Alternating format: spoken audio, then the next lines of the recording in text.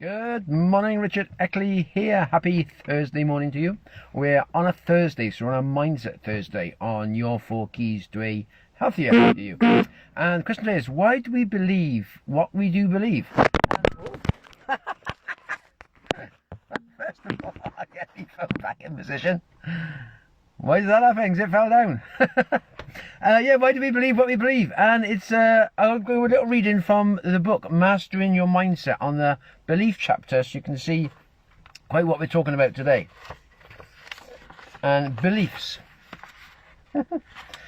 We all have certain natural abilities from our... No, sorry. We will have received certain natural abilities from our parents through DNA.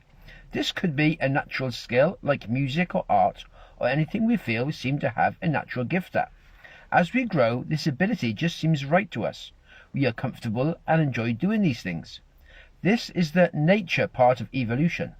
Then comes the nurture part, which is basically the environment we grew up in until the age of around 6 or 7. Our parents, grandparents, or whoever was our guardian or influencer will have instilled their beliefs onto us. We carry on with these beliefs with all of our lives until we decide we want to take control of our own minds and create our own lives ourselves. Unfortunately, a lot of people go to their graves never knowing they could have had a completely different life if only they had known they could have chosen their beliefs and not just carried on with the ones they had been given. A great story reminds me of this. A lady was talking with her daughter as they were cooking a Sunday roast dinner. The daughter said, "Mum, why do you always cut the end of the roast beef off?" The mum said, "Oh, I think that's to let the flavour flood out, but I'm not really sure. I've always done it. Nan taught me. I'll give her a ring and see why she's done it that way." So she phones up her mum and says, "Mum, I'm just cooking the roast dinner with your granddaughter, and we've just cut the end of the joint off like we've always done. I wondered why we did that." Nan says, "Oh, that's nice. I've actually always done that myself. My mum taught me that system, and I've passed it on to you. I can give her a ring as she's in a nursing home and she's doing well, and see what she says." So she phones her mum and says, "Hi mum, I'm just talking to your great-grandchild and granddaughter, and they're doing their Sunday roast as you've always taught us. We've always cut the end of the joint off, and we were wondering, was that to let the flavour flood out, or why you did it?" And she said, "Oh dear me, no. I just had a small roasting tin and couldn't fit a full joint in there, so I always cut the end of the joint off." So we can see some beliefs can become totally outdated and no use to us at all.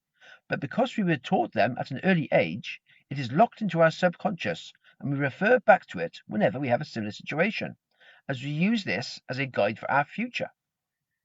The subconscious was covered in previous books, Your 4 Keys to Healthy, Happier You, but we'll have a quick recap of what it is here so we'll all be up to date. We have two minds, a conscious mind and a subconscious mind. The mind itself is a spiritual thing. There's no part in the body where we can say, that is where the mind actually is, like a lung or a heart. It works through the brain, but isn't in one specific area of the brain. A more detailed book will follow in the future if you want to really deep dive into that subject. But back to our two minds. The conscious mind is what we use while awake.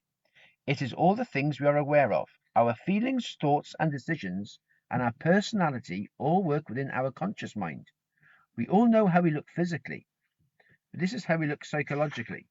That's a picture with a, I don't know if you can see that, a big head and a body and a normal head and a body. So it's showing you our minds are much bigger than our bodies. Yes, we are. We are a mind with a body, not a body with a mind. Yes, that's that. So that just shows you is how our thoughts, the beliefs given to us when we were younger, actually is with us all our life, and that's how we actually make most of our decisions through life. It's through the beliefs we had growing up. If we was like had a bad experience growing up, or perhaps we were quite negative, growing up in a negative environment, we may have that negative personality in the future because we've grown up with that. I mean, sometimes some people do actually go opposite to it. Some people think, I had a nasty experience, so they try and go the other way, be more positive. It depends on the information we're given and what we choose to believe. It's all down to that little voice inside our mind. What we're choosing to believe will create the future life we want. If we choose to feel negative, if we get that little voice inside of us being always negative, we let it carry on and we keep sort of feeding it, if you like, it's going to continue to be negative. If we decide you want to get a positive mindset, we need to start getting that little voice to be positive to help move us forward in a positive way. But it's down to what we choose to believe, not what we're given to believe as younger. And once you start to get control of your mind, you can then change your beliefs into the ones you want instead of the ones you have. That's where it moves forward. There we are. That's my thought today. Have yourselves a good one. All the best for now.